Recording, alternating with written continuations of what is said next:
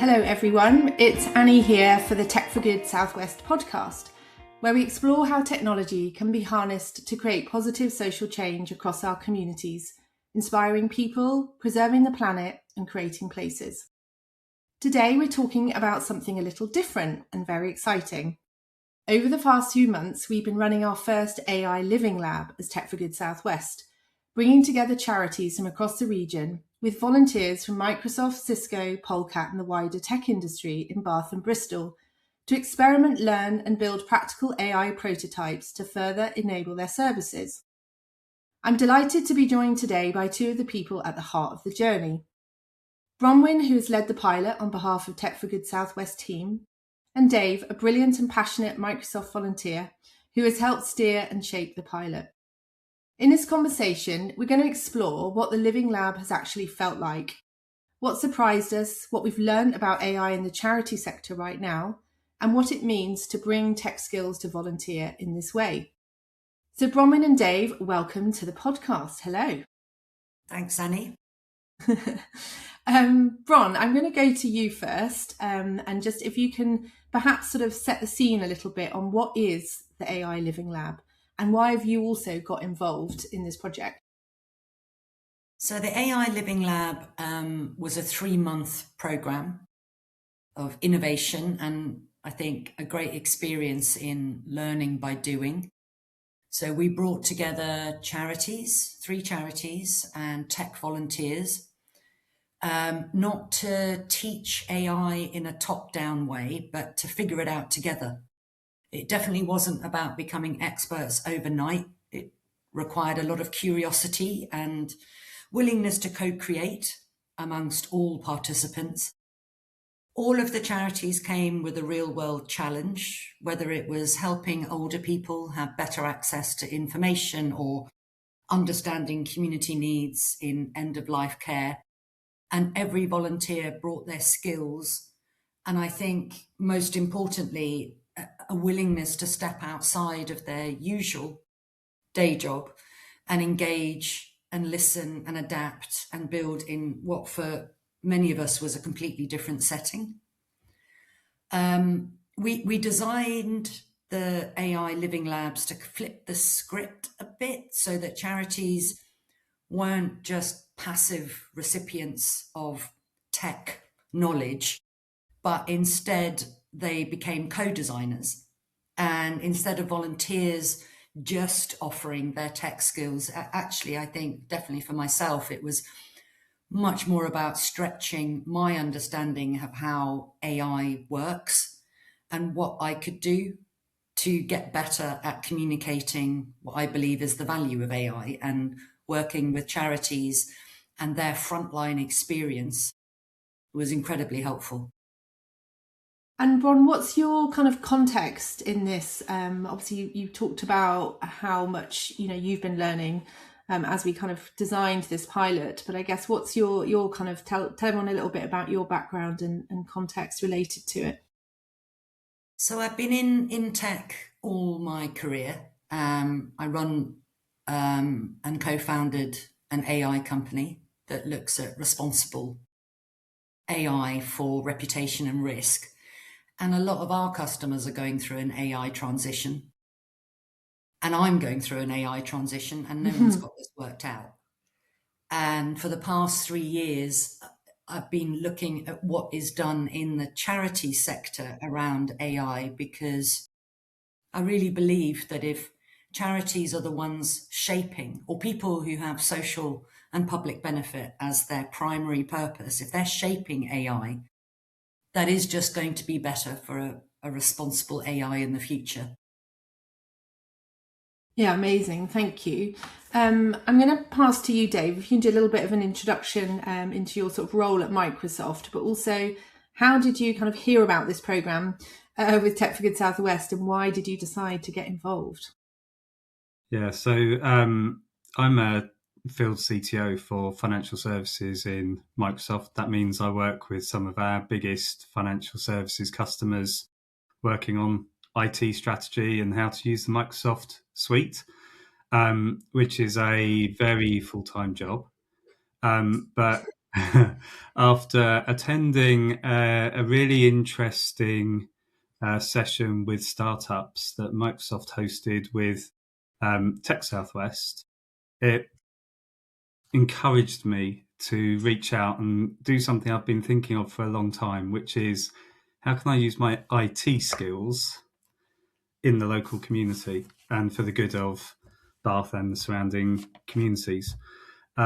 Because we, as a big organisation that is Microsoft, we do get support for volunteering, but typically it's more of a decorating a hostel or something along those lines. So to use my actual IT experience, more than 30 years, in this way. And so I found the Tech for Good Southwest website, where there was some volunteering for the board peer and mentoring type pieces. And through you, Annie, introduced into Bron, and so excited by the idea of leading a hack, but then moving from a more traditional hack to this idea of living labs so that we could build some momentum. And my philosophy with the AI in particular is it's about people teaching people to fish. It's not about doing it for them. It's about understanding it so that you can get the value out of it, but do it in the right way. We need to do it in what I've seen termed as humanist AI. The AI is there to help humans have a better life, better experience in whatever way you want to manage it. And then through that, having the link into the charities, but in a controlled way, so that we got engagement from people who were excited to actually learn and do something useful, was exciting for me. Now, it happened to be that they were Microsoft type of charities, so we were able to use the technology I know very well to drive that forward. And when I asked for volunteers within Microsoft to help on this journey, I actually got too many volunteers. So we had people who were willing to spend time with the charities, run some webinars so that we could build up some of the level of education and deal with some of the myth busting and those kind of things, but then get hands-on with teams in their offices, in the hospice, so we could really start looking at how could we build something quickly, learn about the technology whilst we were doing it, and work out where the boundaries are. So tools out of the box can do so much to help people. Then there's the ability to extend those tools with the inbuilt capability. And then you get to a point of working out, actually, I need to do something much more complicated where I need to run a more traditional IT and data science project. And in one of the cases, they actually found out root challenge they had was content management, not necessarily the AI itself. And the intention with Bron when we set this up was, let's help these people, these organisations learn by doing rather than attending conferences, webinars, training courses. They all have their place, but until you get hands-on, it's difficult to understand what it means. Yeah, maybe because I'm really interested in obviously just exploring a little bit more about what potentially was exciting to other volunteers to kind of put their hands up within Microsoft. But maybe first, Bron, you could just, I guess, introduce the charities that we did work with on this pilot, and I guess why we were then bringing them together as a cohort. Yeah. So the three charities we worked with in the first cohort were Dorothy House Hospice, Age UK Gloucestershire, and Centre for Sustainable Energy, based in Bristol, an environmental charity. And what made them a good cohort was actually that they upfront said, we have Copilot, we are using Microsoft tools, we want to make the most of what we're already paying for. What do we already have that's within our tech stack that we could make better use of? So that kind of grouped them together. Also, the three charities came with some really interesting case studies and use cases that they wanted to explore. And the other thing I think that really set that three apart was they were very willing to be flexible. So they didn't come with any hard and fast views on what they thought they should get out of this. What they liked was that it was a 3-month program. There was lots of opportunity to learn and increase confidence, I think, in most cases. So the charities gave a lot of time, and these frontline teams, they're not rich in time. So they put a lot into the process, and the volunteers too. I mean, they didn't just show up, they were actually embedded, weekly meetings, workshops, rethinking strategy, on-site times. And through that, we saw a lot of new relationships emerge and new shared language around AI. And the kind of prototypes we were working on, I think, genuinely reflected the missions of the charities, which were, to all of them, to use AI so that their people could spend more time with their communities. Yeah. So in terms of what we actually did with those 3 charities, obviously you've talked about it being a 3-month pilot. Can you give us just a little bit of a kind of overview of how, I guess, we designed that 3 months? And then, Dave, you talked about, we had some time with the charities together, obviously online, but also actually in person as well, and going to where they are and working in amongst their teams. So kind of how did we practically make those 3 months happen? So we started off with looking at the use cases.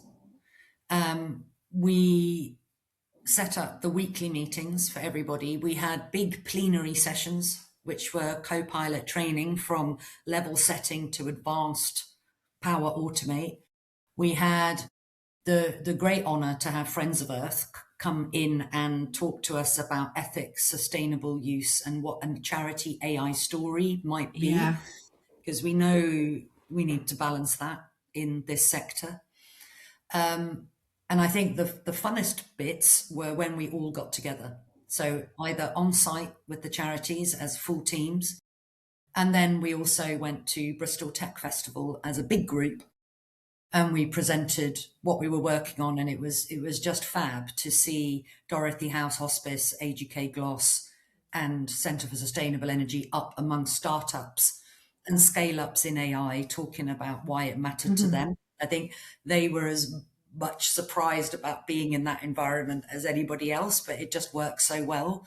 And I think that's something that Tech for Good Southwest does day in, day out, is bringing these different sectors together to talk about technology for good impact. So I was really, really proud of that one. Yeah, I mean, it's absolutely at the heart of our sort of mission, I suppose, as Tech for Good Southwest, is how do we get more sort of tech skills volunteering into the sector when we know that capacity is even more stretched than it's ever been before. Funding around digital and technology is even more stretched than it's ever been before. So this is definitely kind of our passion, I suppose, to try and see how we can get more access to the skills that are needed in order to kind of, like you said, level the playing field, but also kind of actually really advance the ability of these organisations to do more of what they're so brilliant at doing. So I'm guessing, Dave, these kind of actual stories of the needs of those 3 charities that we're talking about was probably a big incentive for people to put their hands up within Microsoft to volunteer. So interested to kind of explore a little bit how you managed that and kind of what the communication looked like internally. Yeah. So fundamentally, it was surprisingly easy. So I literally went out to some of the people that I know well to look for people with the right kind of skill sets who were based in the Southwest. And when I started to talk to people about it and put a broadcast out, the immediate feedback was really want to lean in for things that are local. The opportunity to go out with my technical skills, get hands-on with some of these charities who really want to do something, would be a great experience to do that rather than the day-to-day corporate sales type job. So there's no sales involved in this. It is just literally helping and using the skills that they've learned and etc. One of my colleagues who wasn't in the Southwest, Simon, who helped run some of the webinars, as soon as I mentioned Dorothy House, he was in. Anything I can do, because Wow. his soft spot from a charity perspective is hospices and cancer. So that was a big, strong drive for him to engage. And then when we were looking to the volunteers, they were basically saying, is there anything local to where I live so that I can do this around my flexible working schedule? Because Microsoft, if we can't work hybrid, sometimes from home, sometimes on customer sites, no one can. And we're all used to working very flexible days where we might take out some time in the morning because we're working late in the evening, that kind of stuff. So it fits really well. And when the volunteers came out, we had Chris, who lives in Devon, but when he heard that we had Dorothy House, he was jumping, wanting to get involved in that one for a very similar reason. And he drove up the motorway to come and join us in Bath for face-to-face workshops. He came for the tech festival as well because he believed in what they're doing and wanted to make a difference. And then with Graham, he lives in Gloucester, AGK in Gloucester. It was a really good match and built a really strong relationship with the team there, and Brian that was leading the work. And Graham was giving him such good advice. And Brian did say, would you be able to join me when I speak to the board? Because there's a vision and a strategy here that you're helping me talk and engage around in a way that I hadn't before. And then Laurie, who's coming from South Wales, the opportunity to work with someone in Bristol. He was engaged from day one. He was coming in, and he was the one that kind of planted the seed of, if we're going to be going to the tech festival, wouldn't it be great that we've got a working prototype that they can have at their station to talk about what they've done? And that suddenly brought a new milestone into our plans of, there's a date there. We need a minimum viable demonstrator, something there that we can talk about what we've built, but also what we've learned. And the feedback, and we had all the volunteers were there at the tech festival as well.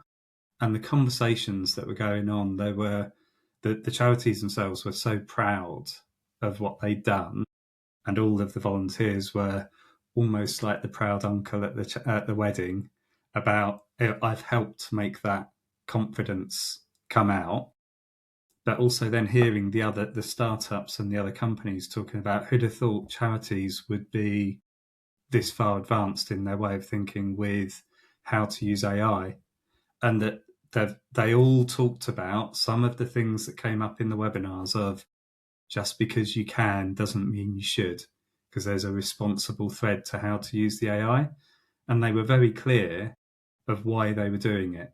So with Dorothy House, it was, well, if we can make these things 20% more efficient, that's 20% more time on fundraising. Yeah. That is moving the mission forward. Age UK had their process flows mapped out and could see how they could free up time, get more done with the people that they've actually got there. And CSE, their view was more about how can we help citizens self-serve better so that we can spend more time with the people with really complicated scenarios.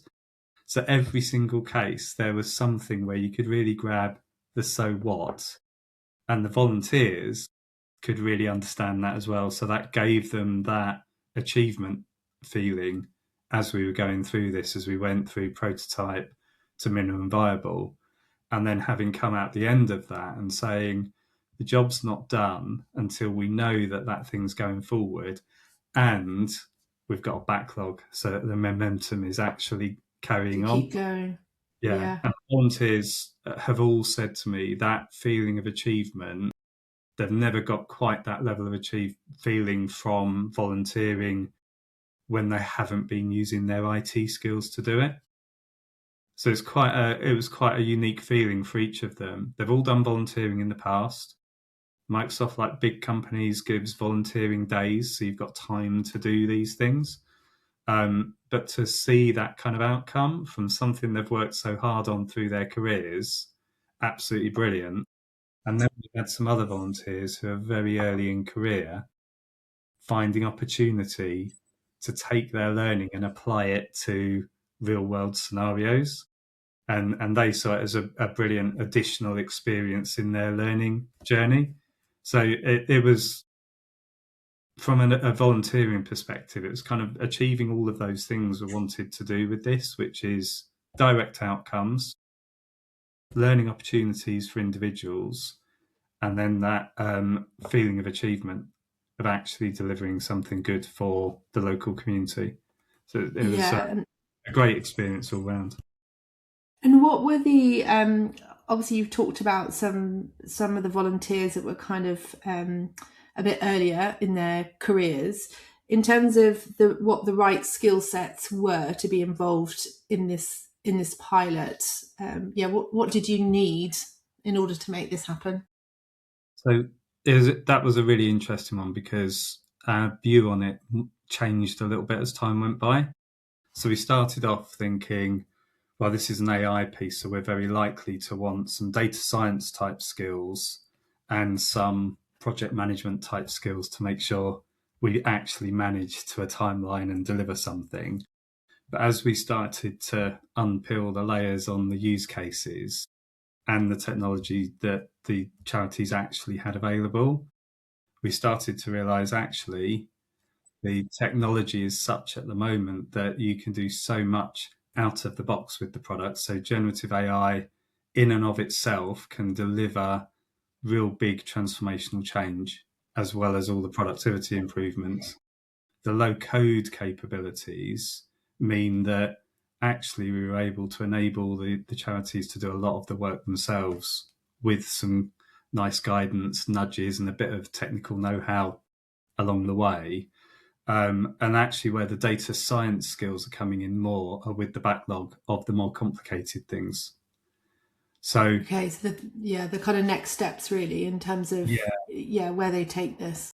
Absolutely. And I think that that's something that we're seeing reflected generally across the industry, that the way the tools are being brought to market, it's kind of leveling the playing field a bit, that people can get a lot further in terms of delivering outcomes with a lower skill base, but still with that right mindset, approach, and critical thinking.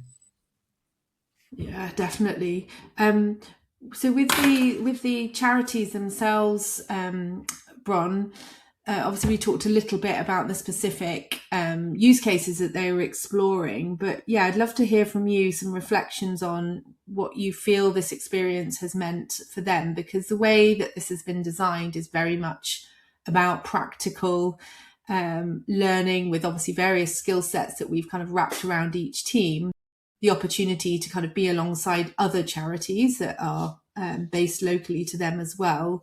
But a kind of almost a bit of a safe space is how I often talk about it, a safe space to explore.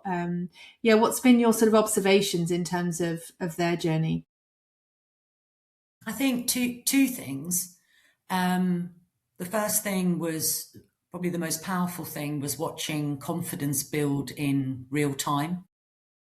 Not because everybody suddenly became AI experts, but that they realized that, actually, I don't need to understand everything. I can just start where I am. And that shift just opened up so much more participation across the charity and what we were doing. And I think it was very clear that this is not just all about technical skills.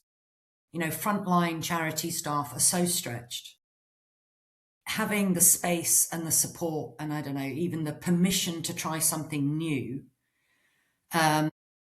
is something that AI could be seen as a bit of a luxury, and yet it's right there within your system. But protecting the time to really think about it and explore it and listen to other charities who are on a similar journey, that was another one of those kind of confidence in real time pieces. because AI is not just a functional tool, it's a very felt tool, it's a very personal thing. So seeing people engage in it in that context of not just their professional job, but also how they feel about it, and working with really lovely, generous tech volunteers who are also on a learning journey. I don't know, it humanized AI really well, I think, and it made it less of what I think the charities might have been coming in with at the start, which is, oi, do we just have to know how to do this because it's going to be like CRM 2.0 or the next mobile shift? And I think it helped allay some of those fears. And how do you think, or how did they create the space to engage in this 3 months within their organisations? Because I think, well, I know that that's often a barrier for getting involved in some of these things is actually, well, firstly, they're always too busy because there's just never-ending cycle of work to do. But then this kind of the way that this was positioned, and also being very practical, being a little bit experimental, that can sometimes not feel like they should be in that space. We shouldn't be playing, given the nature of the work that we're actually doing. How did you kind of balance potentially a bit of a sort of culture barrier there? So the 3 charities that signed up, I think, all shared a deep curiosity, and probably 1 or 2 champions inside the charity that were like really, really motivated to understand this better, bring some other people into why they felt this was important. And yeah, I would say they came already committed. Like, we want to do this. If Tech for Good Southwest can hold the space, and if we can have our own team, people who are going to be with us on the journey, embedded people, rather than people flying in, flying out, getting talked to from top down, that reciprocal commitment just meant that everybody turned up at the weekly meetings. There was time made, because it was a team effort with new people basically joining the charity for a period of time, and now, as Dave said, continuing on post the 3-month program. So it was the relationships that made it stick in terms of commitments, for sure. But also, I guess, kudos to the Microsoft volunteers and also others that were involved in this project, because I think the value was obviously very clear, the sort of access to the skills, the expertise, but also, I guess, the way that it was positioned, the way that you actually did work alongside the organisations, not make it feel like this isn't a place I'm going to understand. I'm fearful of it. So I think, there was something that obviously worked really well in creating an environment where they felt they could actually experiment and feel safe to do that. I'm interested, Dave, around what could this mean in terms of learning from a Microsoft perspective? Yeah, so just finishing the last bit off as well, one of the big things that the whole Microsoft team, me included, and other volunteers that I spoke with did talk about is the coordination role that Tech for Good Southwest actually played to enable that kind of that level of formality that kind of held people to account. Because that enabled us to get into actually delivering stuff. So there weren't contracts and all that kind of stuff there, but with the fact that everyone felt there was some structure to it and there were milestones and that kind of stuff, that kind of gave you the confidence that it was going to turn into something. So hit that mark. And for us, that ability, all of us, to take the skills that we use in big organizations around the world and actually bring that back to a really local, practical consideration, helped us all hone our skills. So for me, it's helped my storytelling. Amazing. That's part of my job as a CTO, an evangelist. That's what I need to do. And actually refining that story for a different audience, for different levels of skill, for different types of problems, helps you get better at understanding the art of the possible, the challenges, the path to value. At a more technical level, it gives more examples.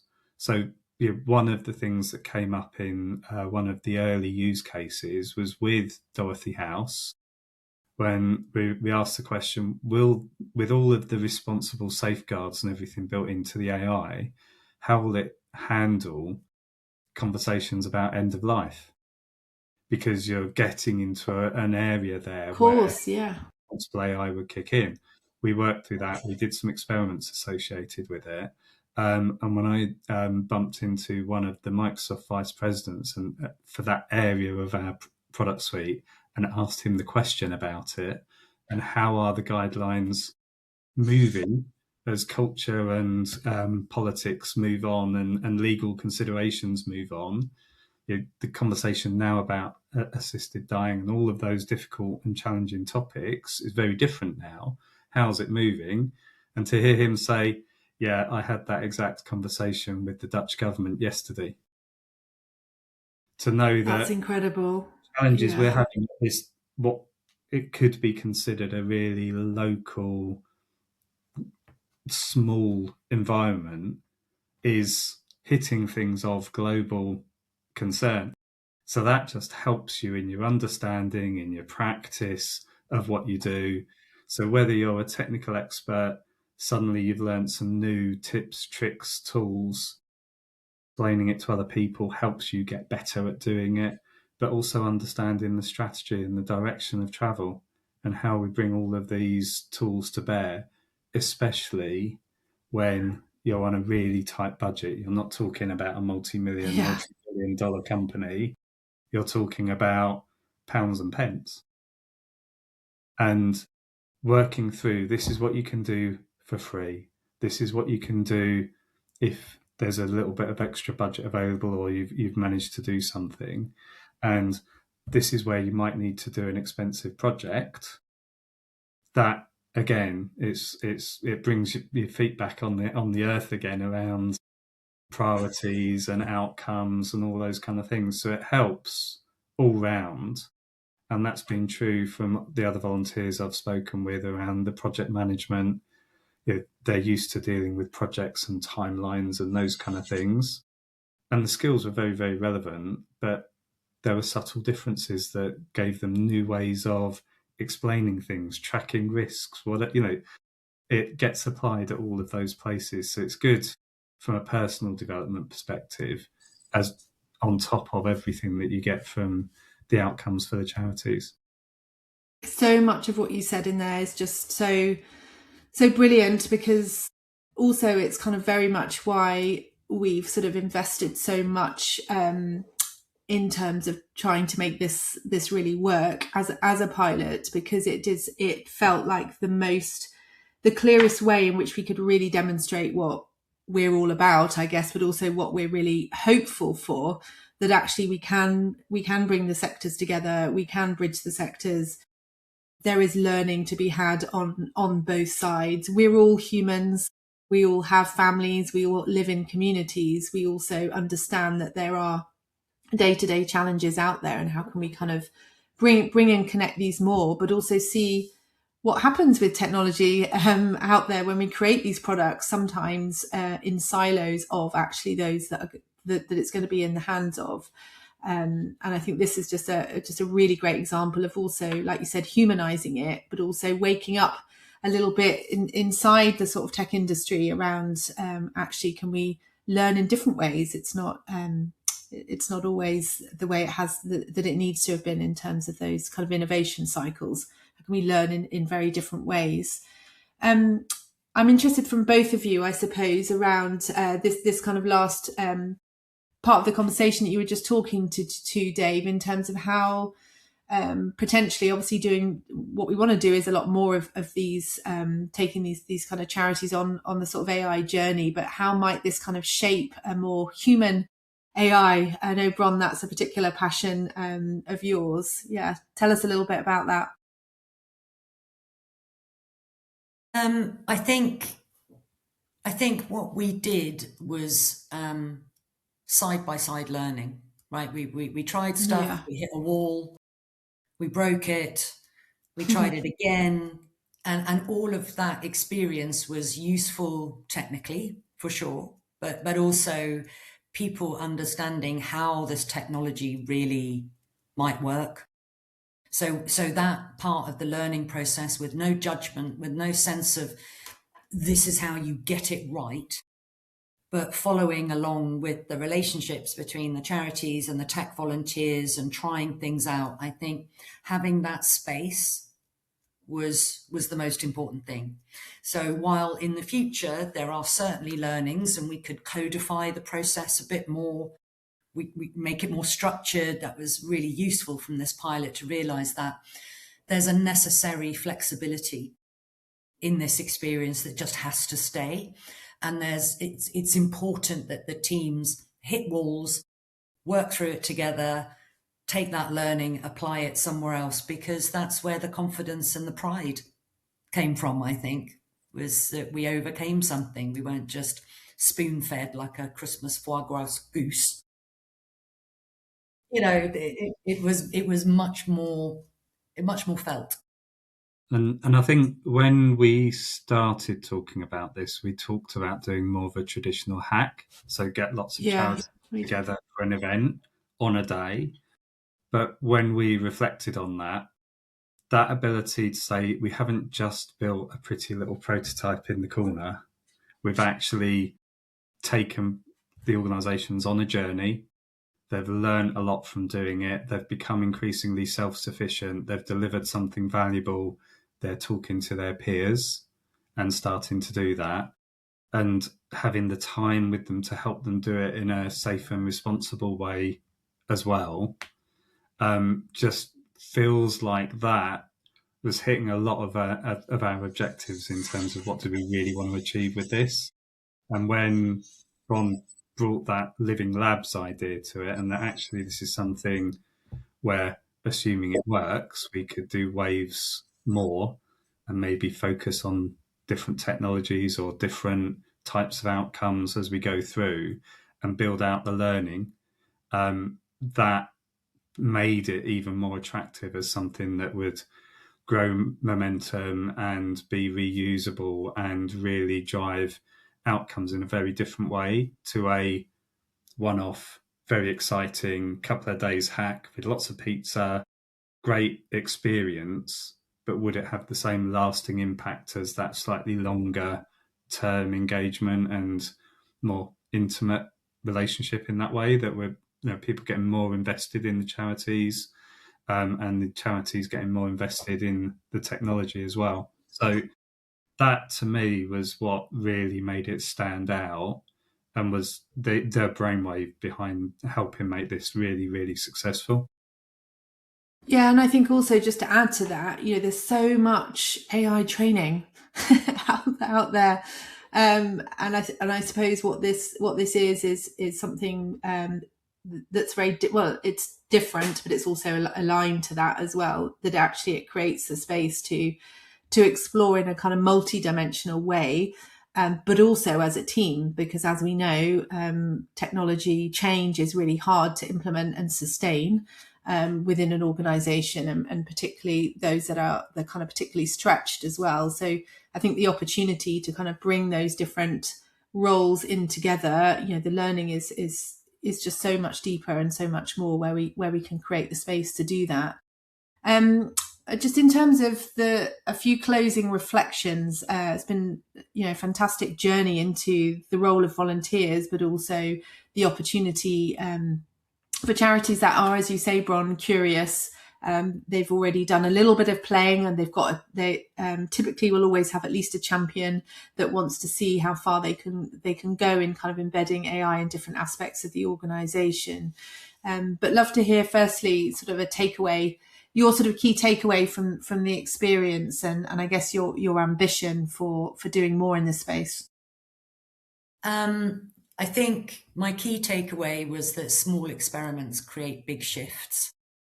They really do. That it's not about scale or the big thing. It's about confidence and clarity that may not have actually anything to do with AI in the end. Maybe it has to do with another part of how you're thinking about digital transformation. And that's really reassuring, because there are, tied to the ambition side of it. I think the Southwest has nearly 24,000 VCSE organisations. It's the biggest outside of London in terms of regions. To be able to do this, to lift everyone's confidence in this sector, I mean, how much would that do for where we live? And the people who do so much to support the necessary social cohesion that, we need, especially in these difficult times. It doesn't have to be a big deal, but it does need to be a human one, if that makes sense, in the world of AI. And that's what I think Tech for Good Southwest is set up to enable. Working with, Dave has been, a joy, and all of the other volunteers. And then it was 30, 40 people were involved in the first AI Living Labs. And I got to spend time with all of them multiple times a week. And it was just good for the soul. Yeah. A bucket load good for the soul, because it was a big project and program. How about you, Dave, your sort of key takeaway and I guess your ambition as well for sort of more of the same? So for me, this was just a massive win-win. So I had hopes that I could have some kind of impact on the local community above and beyond my day job, and I've had that feeling in bucket loads and all the learning. But to see the growth and the way that the charities took and grasped the opportunity was heartwarming. To see the strategic impact it could actually have there. The wandering around some of the charities, seeing what it would actually mean to those charities to save a day a week of admin, and what would that mean they'd be able to do instead. That's what really makes all of this fly for me. And I'm very fortunate, managed to build some quite deep relationships with those charities that are enduring, long running. Been involved in the Lifelines appeal at Dorothy House to help raise funds there, because you start to feel part of their outcomes, and that is just such a strong feeling personally. But to know it's having an impact where I live, where my children have grown up, is just the real win out of all of this for me.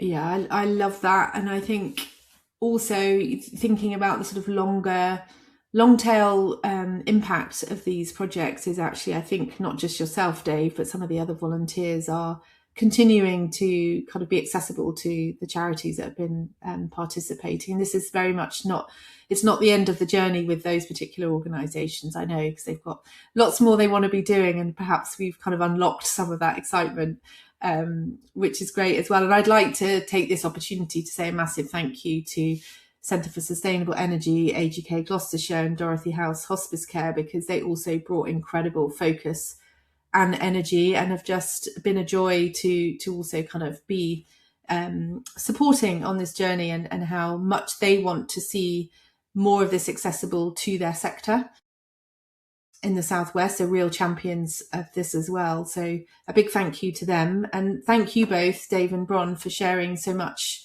of your story, because it's just been such a kind of wonderful experience. It's definitely been challenging, so let's not also say that it's been really easy, because also we had ambition, we were very ambitious about this, and it has obviously been quite a mean feat to pull together, and Bron, you've done an incredible job on that. But yeah, thank you very much, both of you, for being part of this. And I guess what we're ramping up to is, how do we do more of this in 2026? We are currently designing what that might look like in terms of more thematic-based cohorts of charities. Perhaps they're working with young people, or in a similar sector to each other. And then also really trying to explore those organisations that are really ready to explore, like these last three charities were. But we also recognise that there are many smaller organisations that are very much at the start of their journey. So we're also kind of looking at how do we design for that as well, so that we could get organisations ready to then participate in future programs. So it's exciting, and yeah, we're ready to see what we can do to kind of support the sector around AI. So thank you both very much for your role in that. And thank you to everybody that's tuned in today to listen to the Tech for Good Southwest podcast. And you can find more about the Living Labs on our website, and we will share the links in the episode notes. Thank you, Dave, and thank you, Bron. Thanks, Annie.